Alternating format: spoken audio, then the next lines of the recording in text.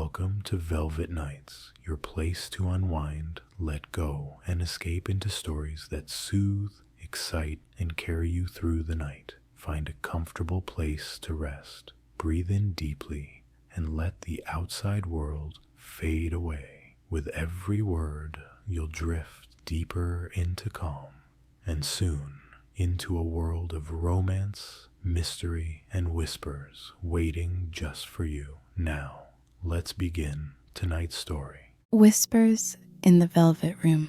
Chapter 1. The Storm's Invitation. The rain had been falling for hours, each drop a silver needle against the Gothic windows of Ashwood Manor.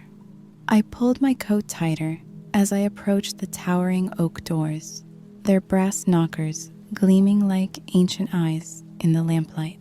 Thunder rolled across the moors, and I wondered, not for the first time, what had possessed me to accept an invitation from someone I'd never met. The letter had arrived 3 days prior, written in elegant script on cream-colored paper that smelled faintly of jasmine. You are cordially invited to experience the mysteries of the Velvet Room. Come when the storm arrives. Come alone.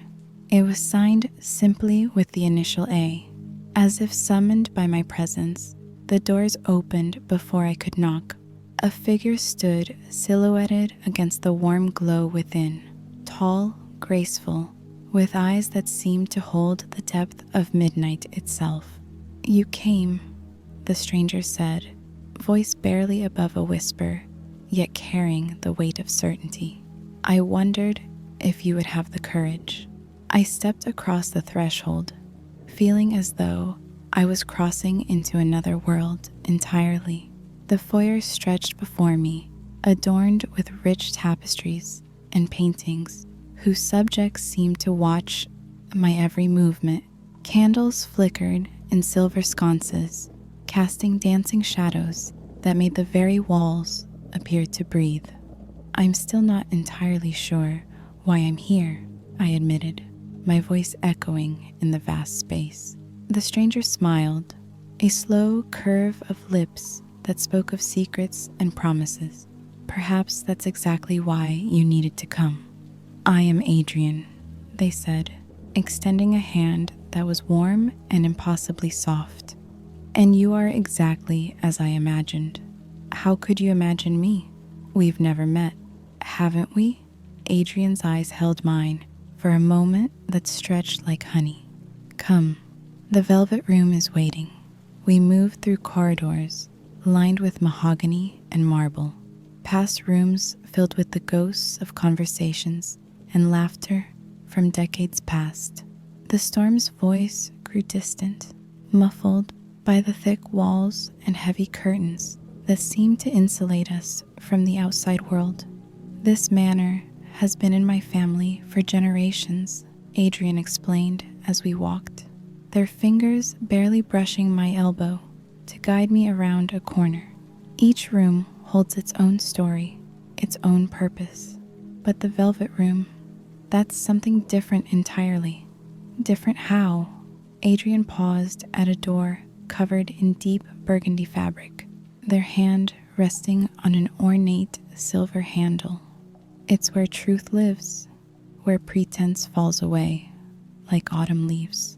They turned to face me fully, and in the candlelight, I could see flecks of gold in their dark eyes. Are you ready for truth? My heart hammered against my ribs, though I couldn't say whether from anticipation or apprehension. I don't know what that means. Then let me show you. The door opened onto a room that seemed to exist outside of time itself. Velvet draped every surface, the walls, the furniture, even the ceiling, creating a cocoon of deep crimson and midnight blue. Candles of varying heights flickered from every corner, their flames reflected in mirrors that seemed to multiply the light into infinity. In the center of the room sat a low table set with crystal glasses and a bottle of wine the color of garnets. 2 chairs faced each other across the intimate space. positioned close enough the conversation would require nothing more than whispers. "It's beautiful," I breathed, stepping into the room as if entering a dream. "It's honest," Adrian corrected, closing the door behind us with a soft click. "In here, we can be who we truly are, not who the world expects us to be." The storm outside seemed to fade to nothing more than a distant memory. Adrian moved with fluid grace to pour wine into the crystal glasses, the liquid catching the candlelight like liquid rubies. "Tell me," Adrian said, settling into one of the chairs and gesturing for me to take the other. "What brought you to my door tonight?" "Not the letter. That was merely the invitation. What in your soul was already searching?" I accepted the wine, the crystal cool against my fingers. "I've been feeling disconnected lately, like I'm living someone else's life, following a script I never auditioned for." "And what would your life look like if you wrote the script yourself?" The question hung between us, weighted with possibility. I took a sip of wine, tasting blackberries and something darker, more complex. "I don't know. That's the problem. I've forgotten how to want things for myself." Adrian leaned forward slightly, the movement bringing them closer without seeming deliberate. "Perhaps you haven't forgotten. Perhaps you've simply been afraid to acknowledge what you want." "And what do you think I want?" The question escaped before I could stop it, and I felt heat rise in my cheeks.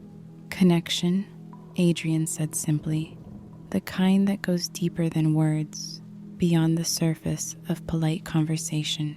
You want to be seen, truly seen, by someone who understands the language of your heart." The words struck something deep within me, a chord I didn't realize had been waiting to be played. "You speak as if you know me." "I know the look in your eyes," Adrian replied, their voice dropping to barely above a whisper. "It's the same one I see in the mirror each morning, the longing for something real in a world of beautiful facades." We talked through the hours, the conversation flowing like the wine, touching on dreams abandoned and hopes carefully hidden. Adrian spoke of travels to distant lands, of art that moved the soul, of moments when the ordinary world fell away to reveal something magical beneath. "Dance with me," Adrian said suddenly, rising and extending a hand. "There's no music. Listen more carefully." And somehow, in the silence punctuated only by the soft patter of rain and the whisper of candle flames, I could hear it, a melody that seemed to rise from the very walls, from the spaces between heartbeats. Adrian's hand was warm in mine as they drew me to my feet. The space between the chairs became our dance floor, the flickering shadows our only audience. We moved slowly, as if underwater, Adrian's free hand coming to rest at the small of my back. "Close your eyes," they whispered, their breath warm against my ear. In the darkness behind my eyelids, every other sense heightened. I could smell Adrian's cologne, something subtle with notes of cedar and vanilla. I could feel the whisper-soft texture of their shirt beneath my palm, the gentle pressure of their fingers against my spine. We swayed together, our movements gradually synchronizing until it felt as though we were breathing with the same lungs, our hearts finding the same rhythm.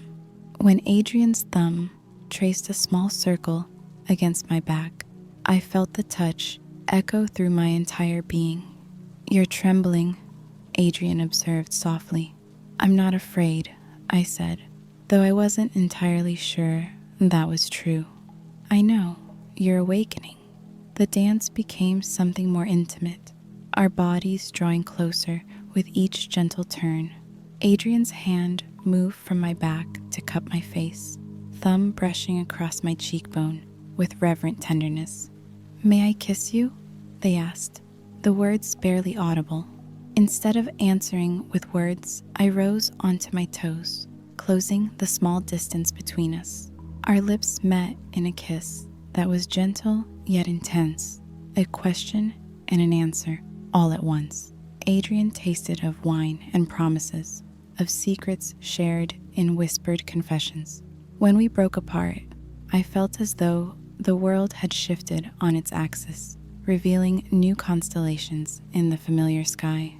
"Come," Adrian said, taking my hand and leading me to a chaise lounge draped in midnight blue velvet.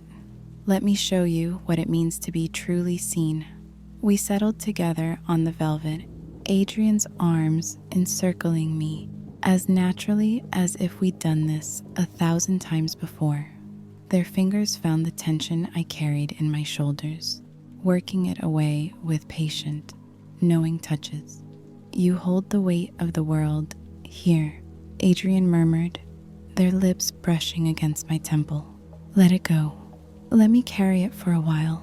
Under Adrian's gentle ministrations, I felt layers of armor I didn't realize I'd been wearing begin to fall away. Each touch was a conversation, each caress a poem written on my skin.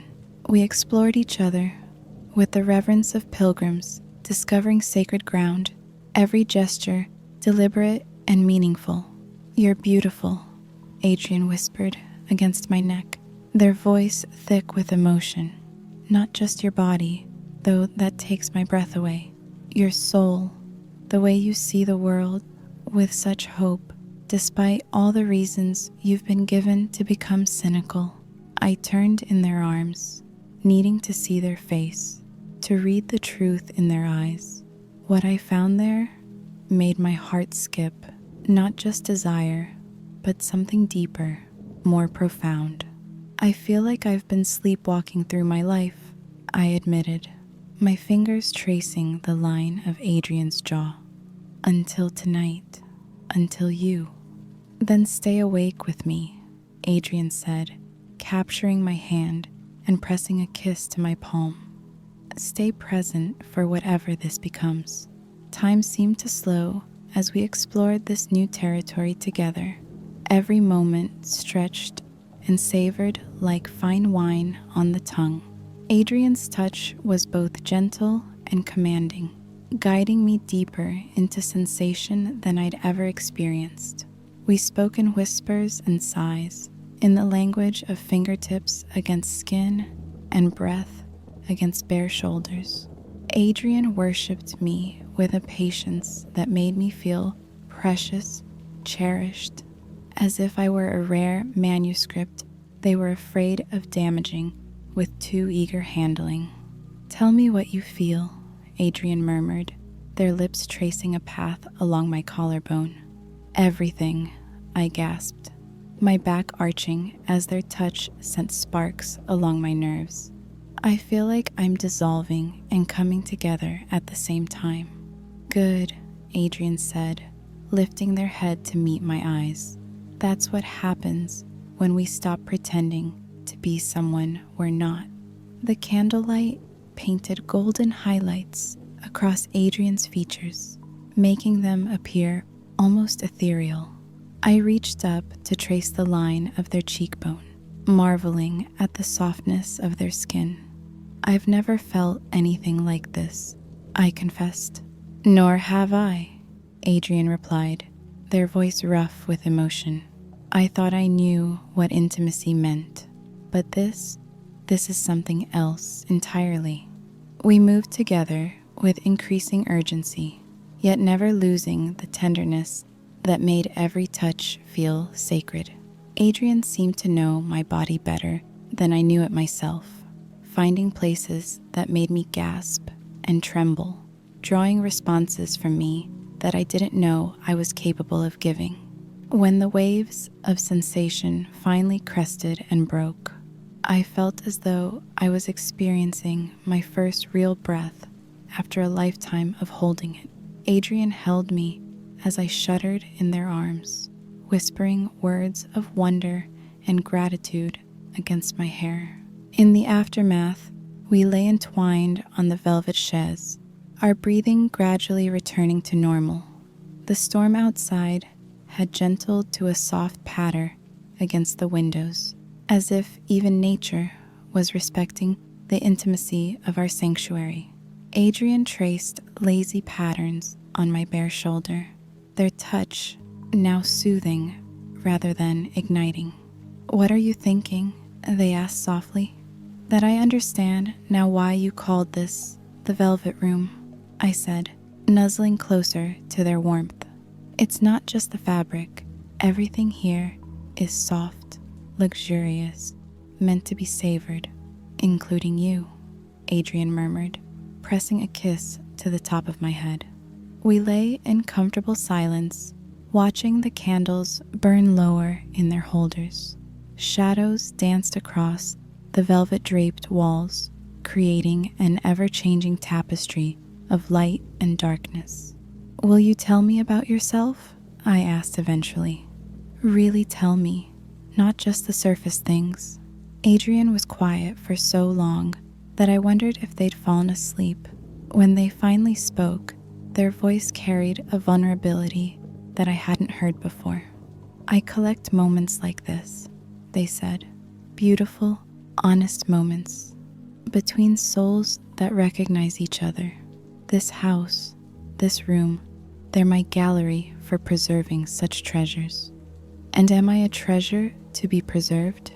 "You're more than that," Adrian said, turning to face me fully. "You're a masterpiece that I'm still discovering. Each time I think I've seen all of you, you reveal another layer, another facet that takes my breath away." I felt tears prick at my eyes, overwhelmed by the sincerity in Adrian's voice. "I don't want this to end," I whispered. "Then don't let it," Adrian said simply.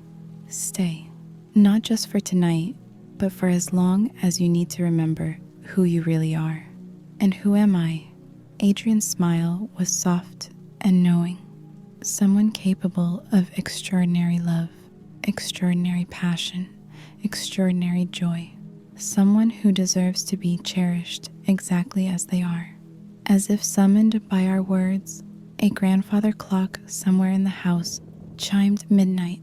The sound seemed to mark not an ending, but a beginning, the birth of a new version of myself that I was only beginning to understand. "The storm is ending," I observed, noticing that the rain had stopped entirely. "Some storms end," Adrian agreed, pulling a soft throw over us both. "Others transform into something entirely different." I settled more deeply into Adrian's embrace, feeling safe and cherished in a way that was completely new to me. The velvet room held us in its crimson embrace, a cocoon where time moved differently and truth lived in every whispered word. "Thank you," I murmured against Adrian's chest. "For what?" "For seeing me, for helping me see myself." Adrian's arms tightened around me, a silent promise that this was only the beginning of our journey together. Outside, the first pale hints of dawn were beginning to touch the horizon, but in our velvet sanctuary, it felt as though we could make this moment last forever. As I drifted towards sleep, I could still hear the whispered echoes of all we'd shared, feel the phantom touch of Adrian's hands on my skin.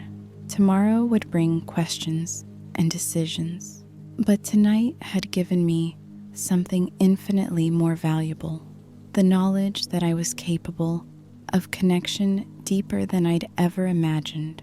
The velvet room kept its secrets, but it had also revealed the most important truth of all, that love, in all its forms, was the most beautiful mystery of all. In my dreams that night, I danced again with Adrian in rooms made of starlight and promises, knowing that whatever came next, I would never again settle for anything less than this profound, transformative connection we'd discovered together. I woke to sunlight filtering through heavy curtains, painting the velvet room in shades of gold and amber. For a moment, I wondered if the entire evening had been an elaborate dream, but then I felt Adrian's arm still draped across my waist, and I knew that the magic had been real. "Good morning," Adrian murmured, their voice husky with sleep. "Is it still good if we never actually went to sleep?" I asked, smiling as I turned to face them. "Especially then," Adrian replied, pressing a gentle kiss to my forehead. We lay together in the peaceful aftermath of the storm, both the one outside and the one that had raged between us. The velvet room looked different in the daylight, less mysterious, perhaps, but no less beautiful. If anything, seeing it clearly made me appreciate even more the sanctuary it had provided.